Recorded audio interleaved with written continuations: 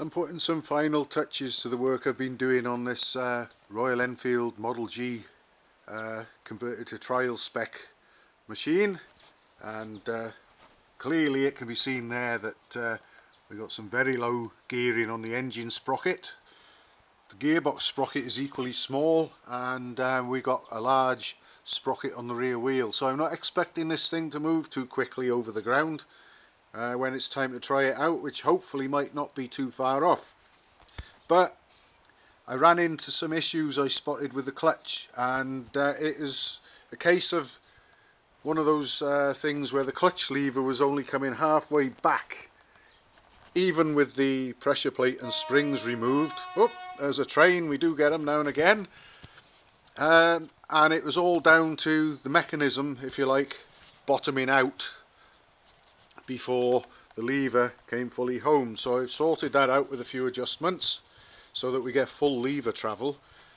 But when I screwed the three bolts right up on the pressure plate springs, I was back to square one and the clutch would hardly lift. And it turned out that the springs were going coil bound as well before the pressure plate had lifted fully.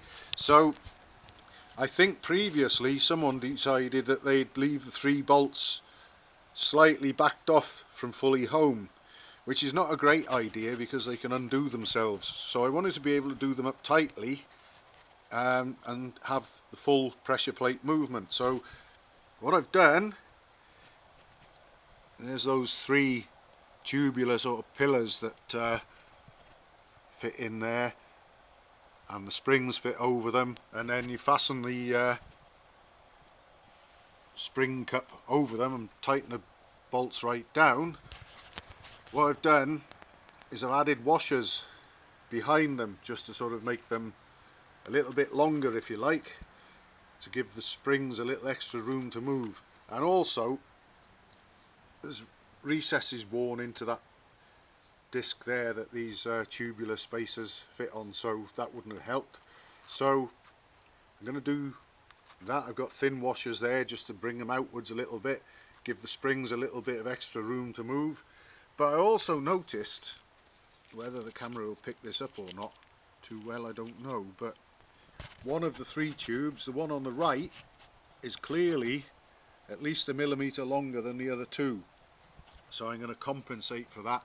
I might remove the washer that corresponds with this slightly longer one and just run 2 washers for the shorter ones, and that I'm hoping will do the trick. Another thing that I did to this machine, because the owner said, and it confirmed it when I started the engine, that there was an oil leak coming from the crankcase where the main shaft pokes through the main bearings there. Now the seals on these are quite crappy anyway. They're just a cork seal sandwiched between 2 metal discs, and it all goes in from the inside, which means a full engine strip to change one. I actually managed to fit a seal. Now this seal is 1.5 inches outside diameter, 1 inch inside diameter, and 3/16 of an inch wide. And there's a nice recess on the outside face of the crankcase there that does nothing really, and I was able to fit a seal just like this one. I bought 2 in there, press it in there, and I had to machine a little bit off the shoulder on the back of the engine sprocket. I probably would have taken off a couple of millimetres just to stop it bearing up against the face of the seal when it's fitted on the taper and the key.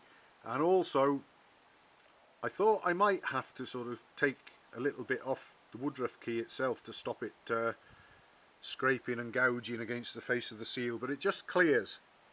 I've got probably about a 10 thou clearance between the innermost end of the key and the face of the seal, and after I machined the engine sprocket shoulder back, probably got about a millimetre clearance between that and the seal. Plenty of material left to hold onto the crank and the keyway, not a problem at all. So I'm hoping that that oil leak will be fixed as well, and we'll be going for a test ride before long, I would think, all being well. Once I get this clutch business sorted out and get the pressure plate lifting evenly and fully, I think as I've done a full oil change and a filter and everything on the engine and checked and readjusted the push rods and things like that. I'm hoping we'll be ready to go soon, but I just thought I'd mention a seal because if anybody else has a situation where there's a bad oil leak from the drive side main bearing into fresh air, in the case of this one, that seal there should take care of that, because the I know it's a tapered shaft, the main shaft, but by the time you reach the portion that's just coming out of the engine, it's an inch diameter, and like I said, the inside diameter of that seal is an inch, the outside diameter an inch and a half, and it's a good firm push-in fit into the crankcase. So that might be worth considering for some that might want to try and stop oil leaks on these machines. Fingers crossed it will work, but we'll find out fairly soon anyway, I hope.